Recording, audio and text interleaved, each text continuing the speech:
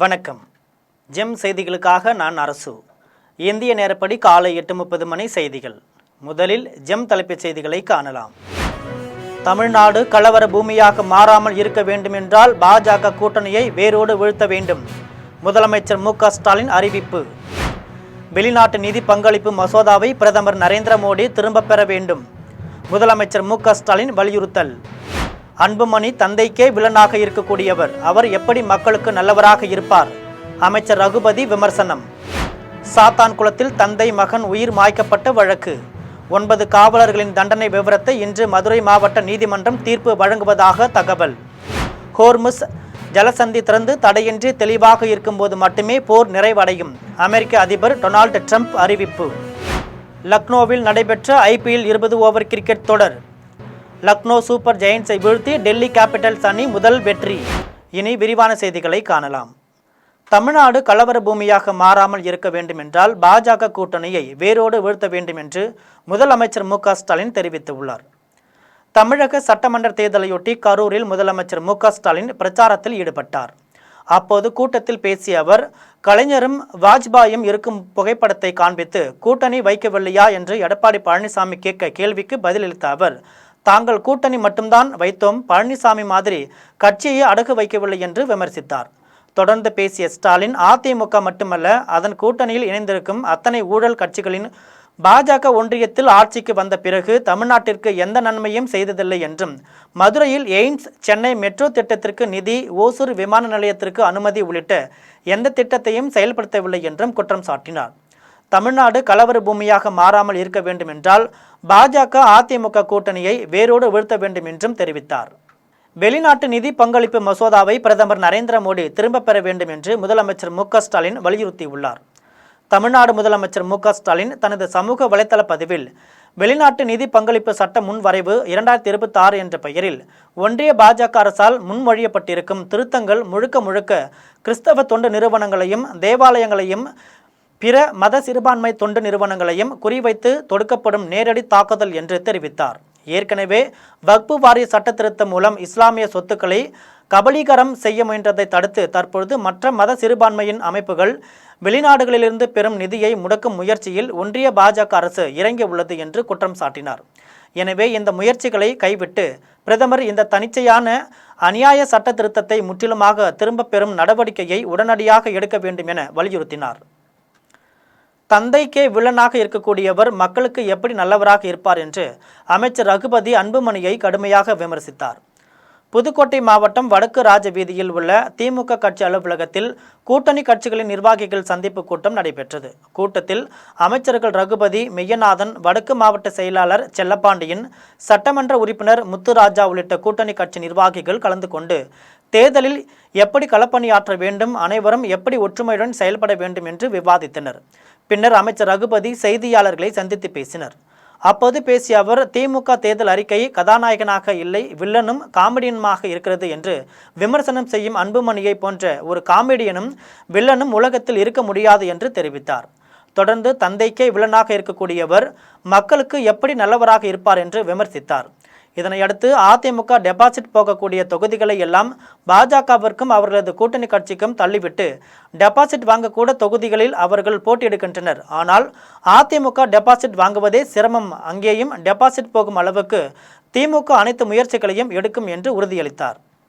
அதாவது ஒரு இடத்தில் பிரச்சாரம் செய்ய வேண்டும் என்றால், ரோட் ஷோ நடத்த வேண்டும் என்றால் அதற்கு 48 மணி நேரத்துக்கு முன்பு அனுமதி பெற வேண்டும்.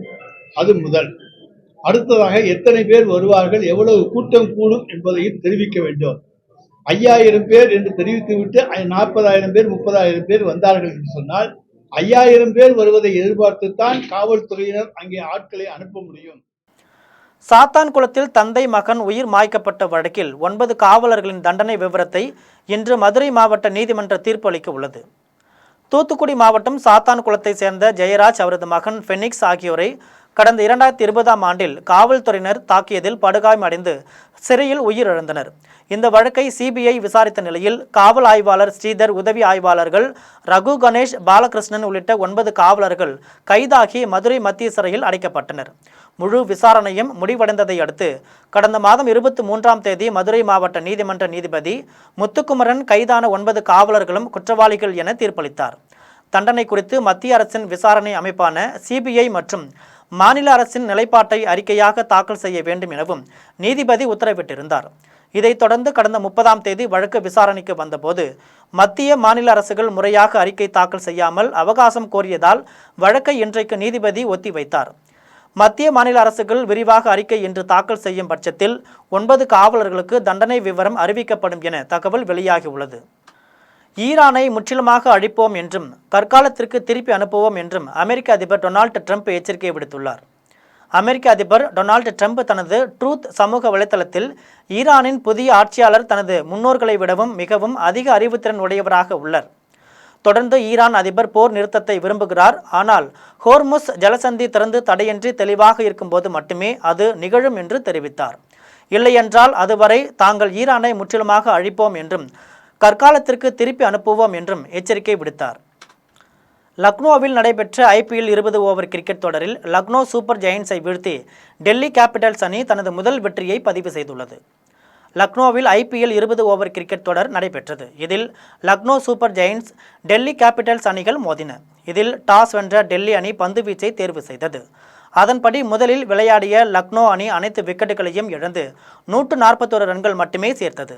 இதில் அதிகபட்சமாக மிச்சல் மார்ஷ் 35 ரன்களும் அப்துல் சமத் 36 ரன்களும் சேர்த்தனர். பந்துவீச்சு தரப்பில் நடராஜன், நிகிடி ஆகியோர் தலா 3 விக்கெட்டுகளை வீழ்த்தினர். இதன் பின்னர் களமிறங்கிய டெல்லி அணி 4 விக்கெட்டுகள் இழப்பிற்கு 145 ரன்கள் எடுத்து எளிதில் வெற்றி பெற்றது. இதில் அதிகபட்சமாக சமீர் ரிஷ்வி 70 ரன்களும் ஸ்டப்ஸ் 39 ரன்களும் குவித்தனர். இந்த வெற்றியின் மூலம் டெல்லி அணி IPL தொடரில் தனது முதல் வெற்றியை பதிவு செய்துள்ளது. அருப்புக்கோட்டையில் ஒவ்வொருவரும் தன்னை உறவுமுறை சொல்லி அழைப்பதாகவும் இந்த சொந்தம் தொடர வேண்டும் என்று திமுக வேட்பாளர் சாத்தூர் ராமச்சந்திரன் தெரிவித்துள்ளார். விருதுநகர் மாவட்டம் அருப்புக்கோட்டையில் திமுக தலைமையிலான மதசார்பற்ற முற்போக்கு கூட்டணியின் செயல் வீரர்கள் கூட்டம் நடைபெற்றது. இந்த கூட்டத்தில் திமுக கூட்டணி கட்சிகளான காங்கிரஸ், கம்யூனிஸ்ட், விடுதலை சிறுத்தைகள், தேமுதிக ஆகிய கட்சிகளின் நிர்வாகிகள் கலந்து கொண்டு தேர்தலை எதிர்கொள்ளும் ஆலோசனைகள் வழங்கினர். இந்த கூட்டத்தில் பேசிய வேட்பாளர் சாத்தூர் ராமச்சந்திரன் தொகுதியில் ஒவ்வொருவரும் தன்னை உறவுமுறை கூறி அழைப்பதாக தெரிவித்தார். மக்களின் ஆதரவுடன் 10வது முறை வெற்றி பெறப்போவதாக தெரிவித்தார். மத்திய அமைச்சர் பியூஷ் கோயலுக்கு கணக்கு தெரியவில்லை என்று திமுகவின் RS பாரதி தெரிவித்துள்ளார். திருவள்ளூர் மாவட்டம் மதுரவாயல் தொகுதி திமுக வேட்பாளர் காரம்பாக்கம் கணபதியின் தேர்தல் பணிமனை திறப்பு விழா நடைபெற்றது. இதில் மா சுப்பிரமணியன், அமைப்பு செயலாளர் RS பாரதி, நாடாளுமன்ற உறுப்பினர் TR பாலு ஆகியோர் திறந்து வைத்தனர். அதன் பின்னர் செய்தியாளர்களிடம் RS பாரதி பேசினார். அப்போது திமுக ஆட்சியில் 70 விழுக்காடு உறுதிமொழிகளை செயல்படுத்தவில்லை என்று மத்திய அமைச்சர் பியூஷ் கோயல் கூறியது பற்றி செய்தியாளர்கள் கேட்டனர். அதற்கு பதிலளித்த அவர் பியூஷ் கோயலுக்கு கணக்கு தெரியவில்லை என்று கூறினார்.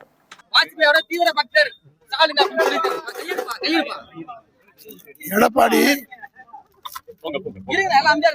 வாஜ்பாயை அவர் தலைவராக ஏற்றுக்கலையா?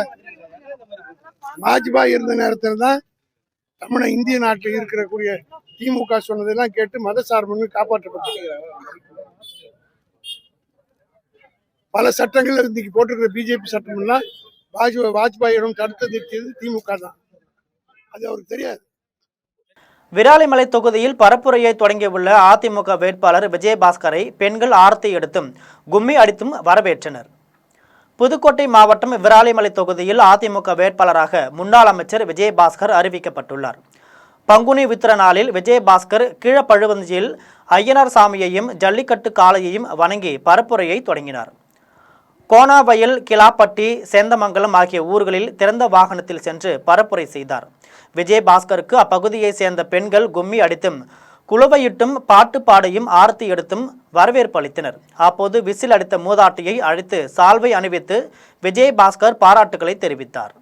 கவுண்டம்பாளையத்தில் பிரச்சாரம் செய்த சீமான் சிவனும் தானும் தான் பெண்களுக்கு சம உரிமை வழங்கியதாக கூறியதுடன் 15 ஆண்டுகளாக தனது குரலை மக்கள் கவனிக்கவில்லை என ஆதங்கத்துடன் பேசினார். கோவை கவுண்டம்பாளைய தொகுதியில் நாம் தமிழர் கட்சி வேட்பாளர் கலாமணியை ஆதரித்து சீமான் தீவிர பிரச்சாரம் மேற்கொண்டார். அப்போது பெண்களுக்கு சம உரிமை வழங்கியது சிவனும் தானும் தான் என்று குறிப்பிட்ட அவர், மரங்களுக்கு மாடுகளுக்கும் வாக்குரிமை இருந்திருந்தால் தான் எப்போதோ வெற்றி பெற்றிருப்பேன் என்றார். மேலும் நம்பிக்கை இல்லாதவன்தான் 2 தொகுதிகளில் போட்டியிடுவான் என தாவேக தலைவர் விஜயை விமர்சித்த சீமான், நாய் குறைத்தால் கூட திரும்பி பார்க்கும் மக்கள் 15 ஆண்டுகளாகத்தான் கொடுத்து வரும் குரலை இன்னும் கவனிக்கவில்லை என உருக்கமாக தெரிவித்தார். பானாவரம் ஊராட்சி மன்ற துணைத் தலைவரின் நிதி கையாளும் செக்பவர் அதிகாரத்தை ரத்து செய்து மாவட்ட ஆட்சியர் உத்தரவிட்டுள்ளார். ராணிப்பேட்டை மாவட்டம் காவேரிப்பாக்கம் ஒன்றியத்திற்கு உட்பட்ட பானாவரம் ஊராட்சியின் தலைவராக அர்ஜுனன் என்பவரும் துணைத் தலைவராக சரண்யா என்பவரும் பணியாற்றி வருகின்றனர். இந்த நிலையில் ஊராட்சியின் அடிப்படையை தேவைகளான குடிநீர், தெருவிளக்கு பராமரிப்பு பணிகள் மற்றும் அத்தியாவசிய பணிகளை செயல்படுத்துவதற்கு அரசு வழங்குகின்ற ஊராட்சிக்கான நிதியை கையாள்வதற்கு ஊராட்சி மன்ற துணைத் தலைவர் சரண்யா முறையான ஒத்துழைப்பு வழங்கவில்லை எனவும் குற்றச்சாட்டு எழுந்துள்ள நிலையில் பானாவரம் ஊராட்சி மன்ற துணைத் தலைவர் சரண்யாவிற்கு வழங்கப்பட்ட நிதி கையாளும் செக்பவர் அதிகாரத்தினை மட்டும் தற்காலிகமாக ரத்து செய்து காவேரிப்பாக்கம் ஊராட்சி ஒன்றிய மண்டல துணை வட்டார வளர்ச்சி அலுவலருக்கு நிதி கையாளும் அனுமதி வழங்கி மாவட்ட ஆட்சியர் உத்தரவிட்டுள்ளார். துரை வைகோவால் வைகோ உயிருக்கு ஆபத்து உள்ளதாக மதிமுகவிலிருந்து அதிமுகவில் சேர்ந்துள்ள மார்கோனி தெரிவித்துள்ளார். மதிமுகவில் இருந்து விலகி அதிமுகவில் ஜெயலலிதா பேரவை மாநில துணை செயலாளர் ஆகியுள்ள மார்கோனி மயிலாடுதுறை மாவட்டம் சீர்காழியில் செய்தியாளர்களிடம் பேசினார். அப்போது துரை வைகோ பாஜகவில் மத்திய அமைச்சர் பதவி விரும்பி கேட்டு வருவதாகவும் அவரால் வைகோ உயிருக்கு ஆபத்து உள்ளதாகவும் கூறினார். இந்த வைகோ அவர்கள் தமிழகத்திலேயே 4 தொகுதிகளில் மறுமலர்ச்சி திராவிட முன்னேற்ற கழகம் போட்டியிடுகிறது. அதில் 3 தொகுதி உதயசூரியன் சின்னம் என்றும், அது திராவிட முன்னேற்ற கழகம் அவங்க உதயசூரியன் சின்னத்தில் நிற்கணும்னு வலுக்கட்டாயமும் 4 நிற்கணும்னு சொன்னாங்க. விவசாயிகள் மற்றும் பொதுமக்களுக்காக எண்ணற்ற பல்வேறு திட்டங்களை கொண்டு வந்து முழு வீச்சுடன் பணியாற்றுவேன் என்று கனியம்பாடி ஒன்றியத்தில் நடைபெற்ற வேட்பாளர் அறிமுக நிகழ்ச்சியில் வேட்பாளர் SM சுகுமார் தெரிவித்தார். ராணிப்பேட்டை மாவட்டம் ஆற்காடு சட்டமன்ற தொகுதிக்கு உட்பட்ட கனியம்பாடி ஒன்றியத்தில் சாத்துப்பாளையம், வேப்பம்பட்டு, பாலத்து வண்ணம் உள்ளிட்ட பல்வேறு இடங்களில் தேசிய ஜனநாயக கூட்டணி கட்சி நிர்வாகிகள், அதிமுகவினர் பங்கேற்று வேட்பாளர் SM சுகுமாரை பொதுமக்களிடையே அறிமுகம் செய்து வைக்கும் நிகழ்ச்சி நடைபெற்றது. நிகழ்ச்சிக்கு கனியம்பாடி ஒன்றிய செயலாளர் ராகவன் தலைமை தாங்கினார். நிகழ்ச்சியில் மேற்கு மாவட்ட செயலாளரும் ஆற்காடு சட்டமன்ற தொகுதியின் வேட்பாளருமான SM சுகுமார் பங்கேற்று அதிமுக ஆட்சி காலத்தில் கொண்டுவரப்பட்ட திட்டங்களையும் தற்போது தேர்தல் அறிக்கையில் அறிவிக்கப்பட்ட திட்டங்கள் குறித்தும் பொதுமக்களிடையே சிறப்புரையாற்றினார். இது தொடர்பாக மேலும் அவர் தெரிவிக்கையில், சட்டமன்ற வேட்பாளராக SM சுகுமார் ஆகிய என்னை இங்கு அறிவித்துள்ளார்கள். அதன் அடிப்படையிலே நான் இந்த கிராமத்தில் உள்ள ஆங்காங்கு உள்ள முக்கியஸ்தர்களையும் இங்குள்ள பெண்மணிகளையும் இளைஞர்களையும் சந்திக்க வந்தேன். அதன் முதற்கட்டமாக ஆய்வு செய்யும் பொழுது இந்த பகுதியிலே சாலை வசதி இல்லை, குடிநீர் வசதி இல்லை, பல ஆண்டுகளாக கட்டி முடிக்கப்பட்ட வாட்டர் டேங்கு, பள்ளி இதெல்லாம் திறப்பு காணாமல் இருக்கிறது. நாகர்கோவில் டவுன் இரணையல் இடையே இரட்டை பாதை பணிகள் காரணமாக இந்த வழித்தடத்தில் ஏப்ரல் 3ஆம் நாள் வரை 19 ரயில்கள் முழுமையாக ரத்து செய்யப்பட்டுள்ளதாக தெற்கு ரயில்வே அறிவித்துள்ளது.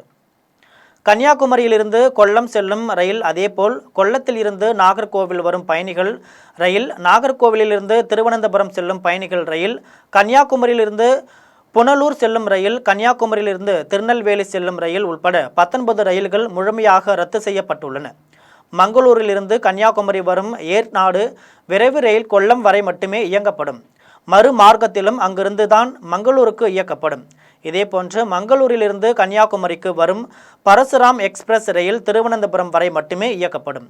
மீண்டும் அங்கிருந்து மங்களூருக்கு புறப்பட்டு கன்னியாகுமரி புனே ஜெயந்தி எக்ஸ்பிரஸ் கன்னியாகுமரிக்கு பதிலாக திருவனந்தபுரத்தில் நிறுத்தப்படும். மீண்டும் அங்கிருந்து புனே புறப்பட்டு செல்லும். இதேபோன்று திருச்சியிலிருந்து திருவனந்தபுரத்திற்கு இயக்கப்படும் இன்டர்சிட்டி விரைவு ரயில் திருநெல்வேலி வரை மட்டுமே இயக்கப்படும். மீண்டும் திருநெல்வேலியிலிருந்து திருச்சிக்கு புறப்படும். தலித் மக்கள் மீது ஒருதலை பட்சமாக செயல்படும் மாவட்ட காவல்துறை கண்காணிப்பாளர் பவனியா மீது துறை ரீதியான நடவடிக்கை எடுக்க வேண்டும் என்று திருத்துறைப்பூண்டியில் நடைபெற்ற விடுதலை சிறுத்தைகள் கட்சியின் சட்டமன்ற தொகுதி நிர்வாகிகள் ஆலோசனை கூட்டத்தில் தீர்மானம் நிறைவேற்றப்பட்டது. திருவாரூர் மாவட்டம் திருத்துறைப்பூண்டி சட்டமன்ற தொகுதியில் விடுதலை சிறுத்தைகள் கட்சியின் ஆலோசனை கூட்டம் சட்டமன்ற தொகுதி செயலாளர் ஆராசு பிரகாஷ் தலைமையில் நடைபெற்றது. கூட்டத்தில் பங்கேற்றவர்களை விடுதலை சிறுத்தைகள் கட்சியின் மாவட்ட மாணவர் அணி சுகுமார் வரவேற்றார். கட்சியின் நிர்வாகிகள் மீனாட்சி சுந்தரம், முத்துப்பேட்டை ஒன்றிய செயலாளர் KMS ஹாஜா, நகர செயலாளர் மோகன், மாவட்ட அமைப்பாளர் ஆண்டங்கரை பாரதி, மாவட்ட அமைப்பாளர் சத்யராஜ், மாவட்ட துணை செயலாளர் சரவணன் ஆகியோர் முன்னிலை வகித்தனர். கூட்டத்தில் மாவட்ட அமைப்பாளர் KMS முகமது ஹசன், மாவட்ட துணை செயலாளர் முல்லைவளவன், மாநில அமைப்பாளர் பூமிநாதன், ஆவண மைய மாவட்ட அமைப்பாளர் ராஜா ஆகியோர் கலந்து கொண்டு உரையாற்றினர். கூட்டத்தில் மாவட்ட செயலாளரால் தேர்வு செய்யப்பட்ட மாவட்ட நிர்வாக பொறுப்பினை உடனடியாக மறுபரிசீலனை செய்ய வேண்டும். மறுபரிசீலனை செய்யப்பட்ட மாவட்ட நிர்வாகம் ஒன்று சேர்ந்து ஒன்றிய நகர பொறுப்பாளர்களை தேர்வு செய்து தலைமைக்கு அனுப்ப வேண்டும். ஒருதலை பட்சமாக மாவட்ட நிர்வாக பொறுப்பாளரை தேர்வு செய்த மாவட்ட செயலாளரின் மீது ஒழுங்கு நடவடிக்கை எடுக்க வேண்டும். தலித் மக்கள் மீது ஒருதலை பட்சமாக செயல்படும் மாவட்ட துணை காவல் கண்காணிப்பாளர் பவானியா மீது துறை ரீதியான நடவடிக்கை எடுக்க வேண்டும் என ஏகமனதாக தீர்மானங்கள் நிறைவேற்றப்பட்டது. 500க்கும் மேற்பட்டோர் கலந்து கொண்டு கோஷங்களை எழுப்பினர். கூட்டத்தின் இறுதியில் நகர அமைப்பாளர் ரமேஷ் நன்றி தெரிவித்தார். தூத்துக்குடியில் அதிமுக வேட்பாளர் செல்லப்பாண்டியன் தலைமையில் தேசிய ஜனநாயக கூட்டணியின் செயல் வீரர்கள் ஆலோசனை கூட்டம் நடைபெற்றது. தூத்துக்குடியில் அதிமுக வர்த்தக அணி செயலாளர் செல்லப்பாண்டியன் தலைமையில் தேசிய ஜனநாயக கூட்டணியின் செயல் வீரர்கள் ஆலோசனை கூட்டம் நடைபெற்றது. இதில் வட்ட செயலாளர் மாடன் சீனாதானா செல்லப்பாண்டியனுக்கு மாலை அணிவித்து மரியாதை செலுத்தினார். அதிமுக அமைப்பு செயலாளர் சின்னதுரை முன்னிலையில் நடைபெற்ற இக்கூட்டத்தில் அனைத்து உலக எம்ஜிஆர் மன்ற துணை செயலாளர் ஆறுமுக நயினார், பாஜகவின் சசிகலா, புஷ்பா, விவேகம், ரமேஷ் உள்ளிட்ட கூட்டணி கட்சிகளின் முக்கிய நிர்வாகிகள் மற்றும் திரளான தொண்டர்கள் கலந்து கொண்டு தேர்தல் பணிகள் குறித்து ஆலோசனை மேற்கொண்டனர். சென்னை வானகரம் சுங்கச்சாவடியில் கட்டண உயர்வுக்கு தமிழ்நாடு லாரி உரிமையாளர் சங்க தலைவர் கண்டனம் தெரிவித்துள்ளார். சென்னை வானகரம் சுங்கச்சாவடியில் கட்டணம் உயர்த்தப்பட்டது தொடர்பாக தமிழ்நாடு லாரி உரிமையாளர்கள் சங்க தலைவர் யுவராஜ் செய்தியாளர்களிடம் பேசினார். அப்போது ஒவ்வொரு ஆண்டும் கடந்து செல்லும் வாகனங்களின் எண்ணிக்கை பல மடங்கு உயர்ந்து வருவதாகவும் அதன் மூலம் இவர்களுக்கு கூடுதல் வருவாய் கிடைப்பதாகவும் இருந்தாலும் இவர்கள் கட்டணத்தை குறைக்காமல் உயர்த்துவதாக குற்றம் சாட்டினார். வானகரம் சுங்கச்சாவடிக்கு சரியான சர்வீஸ் சாலை இல்லை என்றும் மக்கள் ஊருக்குள் சுற்றி கொண்டு செல்வதாகவும் தெரிவித்தார். மேலும் இங்கு பேருந்துகளை நிறுத்த அனுமதி வழங்கியிருப்பதாகவும் ஆனால் பயணிகளுக்கு உரிய கழிப்பறைகள் கட்டித்தரப்படவில்லை எனவும் ஒரு ஆம்புலன்ஸ் கூட அவசர உதவிக்காக நிறுத்தப்படவில்லை எனவும் குற்றம் சாட்டினார். இந்த ஒன்று வரைக்கும் எவ்வளோ வாகனங்கள் போச்சு, வாகனங்கள் அதிகமாக இருக்கும். எப்படியோ வாகனங்கள் அதிகம்னா இவங்களுக்கு கட்டணம் அதிகமாக வரும். இது அப்போ கட்டணம் அதிகம் வரும்போது நீங்கள் ஏன் உயர்த்துறீங்க? கட்டணம் அதிகம் வரும்போது குறைக்கணும்னு இந்த வாஜ்பாய் பீரியட்ல இந்த சட்டம் கொண்டு வந்த போதே, இந்த திட்டத்தை கொண்டு வரும்போதே. சென்னை எழும்பூர் ரயில் நிலையத்தில் ரயில்வே பாதுகாப்பு படையினர் 3 சிறுமிகளை மீட்டுள்ளனர். இதேபோல் ரயில்களில் சோதனையிட்டதில் 8 கிலோ கஞ்சாவை பறிமுதல் செய்துள்ளனர். ரயில்வே பாதுகாப்பு படை முதன்மை தலைமை பாதுகாப்பு ஆணையாளர் அருள் ஜோதி, எழும்பூர் ரயில்வே பாதுகாப்பு படை ஆய்வாளர் ஜெபாஸ்டியன் தலைமையில் ரயில் நிலையத்தில் சோதனை மேற்கொள்ளப்பட்டது. அப்போது பெரியவர்களின் துணை இல்லாமல் சுற்றி திரிந்த 3 சிறுமிகளை அவர்கள் மீட்டனர். விசாரணையில் அவர்கள் நாமக்கல், திருவண்ணாமலை மாவட்டங்களை சேர்ந்தவர்கள் என்றும் வேலை தேடி பெற்றோருக்கு தெரியாமல் வீட்டை விட்டு வெளியேறியவர்கள் என்றும் தெரிய வந்தது. இதையடுத்து குழந்தைகள் நலக்குழு முன் நிறுத்தி பாதுகாப்பு மறுவாழ்வு நடவடிக்கைகள் மேற்கொள்ளப்பட்டுள்ளன. இதேபோல் ஹவுரா கன்னியாகுமரி விரைவு ரயில் எழும்பூர் வந்தபோது அதில் சோதனை நடத்தினர். அப்போது ஒரு பையில் இருந்த 4 கிலோ கஞ்சாவை பறிமுதல் செய்தனர். இதேபோல் புவனேஸ்வரம் புதுச்சேரி விரைவு ரயில் சோதனையிட்ட போது சந்தேகத்திற்கு இடமாக நின்றவரை விசாரித்ததில் அவர் பையில் இருந்த 4 கிலோ கஞ்சாவை பறிமுதல் செய்தனர். விசாரணையில் அவர் கேரள மாநிலம் மலைப்புறத்தை சேர்ந்த முகமது சாகிப் என்பது தெரிய வந்தது. இதையடுத்து அவரை கைது செய்துள்ளனர். மயிலாடுதுறை மாவட்டம் சீர்காழி அருகே தண்ணீர் டேங்கர் டிராக்டர் மிதிவண்டி மீது மோதியதில் பள்ளி மாணவன் உயிரிழந்தது சோகத்தை ஏற்படுத்தியுள்ளது. சீர்காழி வட்டம் தென்னாம்பட்டினத்தை சேர்ந்த வடிவேல் மகன் ஸ்ரீகாந்த் கோனையாம்பட்டினம் அரசு மேல்நிலைப் பள்ளியில் 8ஆம் வகுப்பு படித்து வந்தார். இவரும் அதே ஊரை சேர்ந்த 7ஆம் வகுப்பு பயிலும் பிரசன்னா என்ற மாணவனும் மிதிவண்டியில் பள்ளிக்கு சென்றுள்ளனர். வழியில் தென்னாம்பட்டினம் பாலம் அருகே பின்னால் அதிவேகமாக வந்த தண்ணீர் டேங்கர் டிராக்டர் மோதியதில் ஸ்ரீகாந்த் உடல் நைந்து நிகழ்விடத்திலேயே உயிரிழந்தார். காயமடைந்த பிரசன்னாவை அப்பகுதி மக்கள் மீட்டு சீர்காழி அரசு மருத்துவமனையில் சேர்த்தனர். தகவல் அறிந்த திருவெண்காடு காவல்துறையினர் மாணவன் ஸ்ரீகாந்தின் உடற்கூறாய்வுக்காக சீர்காழி அரசு மருத்துவமனைக்கு அனுப்பி வைத்தனர். இது குறித்து வழக்கு பதிந்து டிராக்டர் ஓட்டுநர் பெருந்தோட்டம் குருமூர்த்தியை கைது செய்து விசாரணை நடத்தி வருகின்றனர். கேரளாவில் பல திரைப்படங்களை இயக்கிய இயக்குனர் ரெஞ்சித் மீது நடிகை பாலியல் புகார் அளித்ததன் பேரில் காவல்துறையினர் ரெஞ்சித்தை கைது செய்து நீதிமன்றத்தில் அடைத்தனர். மலையாளத்தில் ராவண பிரபு, தேவாசுரம், நந்தனம் உள்ளிட்ட பல்வேறு சூப்பர் ஹிட் திரைப்படங்களை இயக்கிய கொச்சியை சேர்ந்த இயக்குனர் ரெஞ்சித் மீது கடந்த 2009ஆம் ஆண்டு திரைப்பட படப்பிடிப்பு தளத்தில் வங்காதேசத்தை சேர்ந்த தன்னை பாலியல் தொந்தரவு செய்ததாக கடந்த 2024ஆம் ஆண்டு ஹேமா கமிஷன் முன்பு நடிகை புகார் அளித்தார்.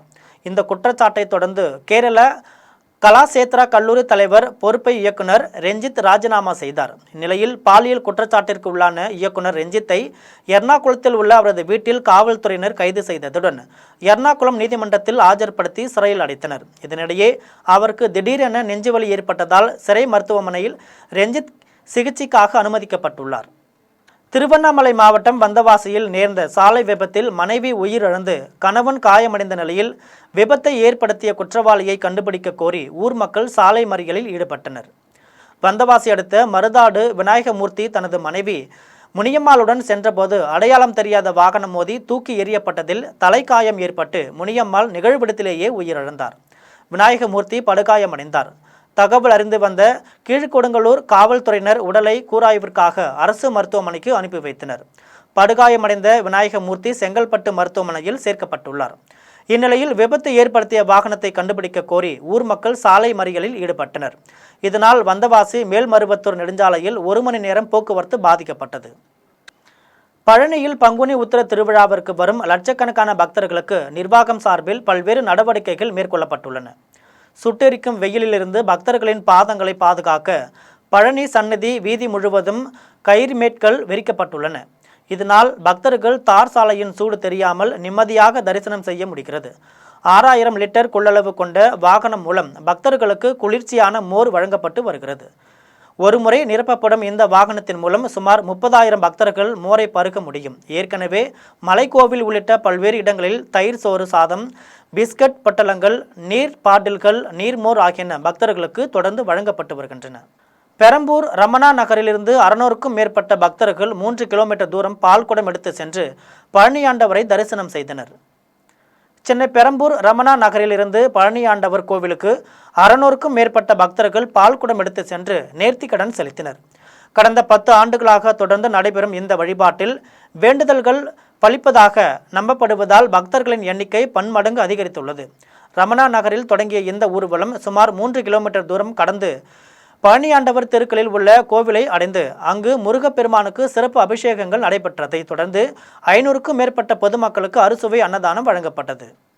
தமிழ்நாடு முழுவதும் சட்டமன்ற தேர்தலுக்கான பரப்புரையை வேட்பாளர்கள் தொடங்கியுள்ளனர். அதை சிறிய தொகுப்பாக காணலாம். திருப்பெரும்புதூர் தொகுதி அதிமுக வேட்பாளர் பழனி மாங்காடு காமாட்சி அம்மன் கோவிலில் வழிபாடு செய்த பின்னர் திறந்த ஜீப்பில் ஊர்வலமாக சென்று இரட்டை இலைக்கு வாக்கு சேகரித்தார். அப்போது கூட்டணி கட்சிகளான பாமக, புரட்சி பாரதம், அமமுக, பாஜக நிர்வாகிகள், தொண்டர்கள் உடன் இருந்தனர். மாங்காடு, அண்ணாதுரை, எம்ஜிஆர், அம்பேத்கர் சிலைகளுக்கு அதிமுக வேட்பாளர் பழனி மாலை அணிவித்து மரியாதை செலுத்தினார். கோவை மாவட்டம் சூலூர் தொகுதி தாவேகா வேட்பாளர் சுகுமார் சென்னி ஆண்டவர் கோவிலில் வழிபாடு செய்துவிட்டு மாவட்ட செயலாளர் பாபு முன்னிலையில் பரப்புரையை தொடங்கினார். கருமத்தப்பட்டி நால்வழி சாலை முதல் சோமனூர் பேருந்து நிலையம் வரை கடைகளில் உள்ள வணிகர்களிடமும் பேருந்தில் சென்ற பொதுமக்களிடமும் வாக்கு சேகரித்தார். கன்னியாகுமரி தொகுதி அதிமுக வேட்பாளர் தளவாய் சுந்தரம் வடக்கு தாமரைக்குளத்தில் பரப்புரையை தொடங்கினார். திறந்த வாகனத்தில் பரப்புரை செய்ததோடு வீடு வீடாகவும் சென்று தேர்தல் அறிக்கையை கொடுத்து வாக்கு சேகரித்தார். அப்போது பேசிய தளவாய் சுந்தரம், தமிழ்நாடு வரலாற்றில் அதிமுக ஆட்சியில் பிரதமர் மோடியால் 11 மருத்துவக் கல்லூரிகள் கொடுக்கப்பட்டதாகவும் பாஜக தமிழ்நாட்டிற்கு எதையுமே செய்யவில்லை என்று திமுகவினர் பொய் சொல்லி வருவதாகவும் கூறினார். திருவாரூர் மாவட்டம் மன்னார்குடி தொகுதி திமுக வேட்பாளர் டிஆர்பி ராஜா மேலவாசல், குமாரபுரம், இடையாறு உள்ளிட்ட பகுதிகளில் வாக்கு சேகரித்தார். கரகாட்ட கலைக்குழுவினருடன் மலர் தூவி அவரை மக்கள் வரவேற்றனர். அப்போது பேசிய திமுக வேட்பாளர் டிஆர்பி ராஜா, மன்னார்குடி தொகுதியில் தான் செய்துள்ள பணிகளை 100 பக்கங்களில் எழுத முடியும் என்றும் தெரிவித்தார்.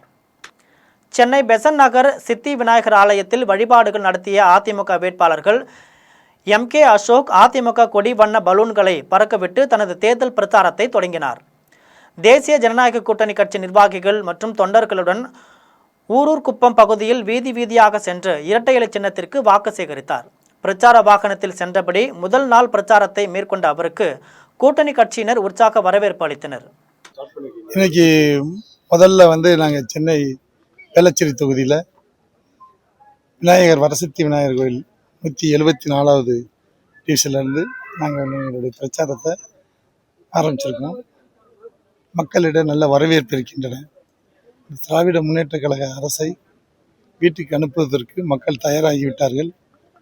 திராவிட முன்னேற்ற கழக அரசு போன 2021 சட்டமன்ற தேர்தலில் 505 வாக்குறுதிகளுக்கு மேல் கொடுத்து எந்த வாக்குறுதியுமே நிறைவேற்றாமல் முதல் வாக்குறுதியை வந்து நீட்டை நாங்கள் ஒழிப்பேன் அந்த இதை வந்து எந்த இதுலேயும் மக்கள் வந்து ஏற்றுக்கிறவே இல்லை. அந்த வாக்குறுதியை சொல்லி இதை நிறைவேற்றாமல் அது எங்களுக்கு தெரியும் நீட்டை ஒழிக்கிறது எப்படின்னு சொல்லி அதை வந்து ரொம்ப நம்பினாங்க மக்கள்.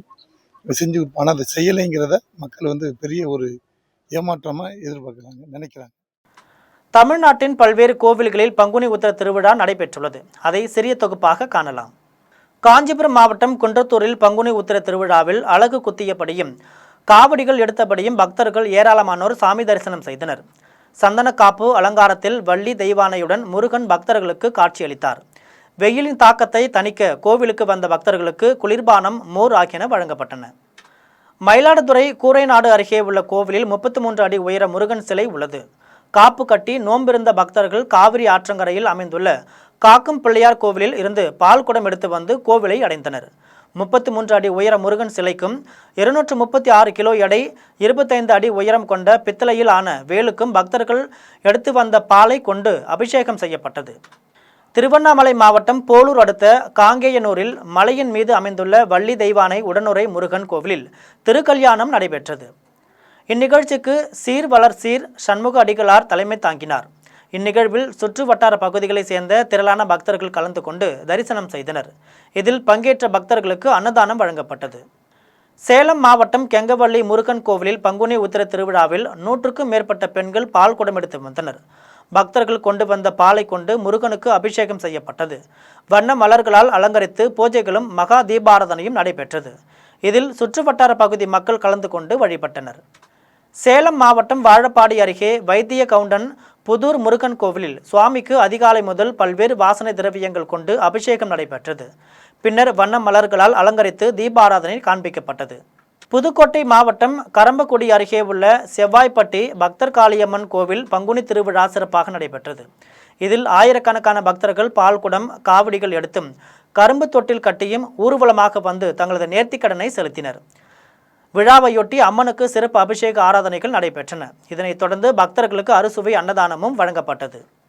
சேலம் மாவட்டம் கெங்கவள்ளியில் உள்ள பாலதண்டாயுதபாணி சுவாமி கோவிலில் பங்குனி உத்திர திருவிழாவை முன்னிட்டு 100கணக்கான பெண்கள் பால்குடம் எடுத்து ஊர்வலமாக வந்து நேர்த்திக்கடன் செலுத்தினர். முருகப்பெருமானுக்கு பல்வேறு வாசனை திரவியங்களால் சிறப்பு அபிஷேகம் செய்யப்பட்டு தங்க கவச அலங்காரத்தில் மகா தீபாராதனை நடைபெற்றது. இதில் சுற்றுவட்டார பகுதிகளைச் சேர்ந்த ஏராளமான பக்தர்கள் கலந்து கொண்டு சுவாமி தரிசனம் செய்தனர். மீண்டும் ஜெம் தலைப்புச் செய்திகள். தமிழ்நாடு கலவர பூமியாக மாறாமல் இருக்க வேண்டும் என்றால் பாஜக கூட்டணியை வேரோடு வீழ்த்த வேண்டும். முதலமைச்சர் மு.க. ஸ்டாலின் அறிவிப்பு. வெளிநாட்டு நிதி பங்களிப்பு மசோதாவை பிரதமர் நரேந்திர மோடி திரும்பப் பெற வேண்டும். முதலமைச்சர் மு.க. ஸ்டாலின் வலியுறுத்தல். அன்புமணி தந்தைக்கே வில்லனாக இருக்கக்கூடியவர், அவர் எப்படி மக்களுக்கு நல்லவராக இருப்பார்? அமைச்சர் ரகுபதி விமர்சனம்.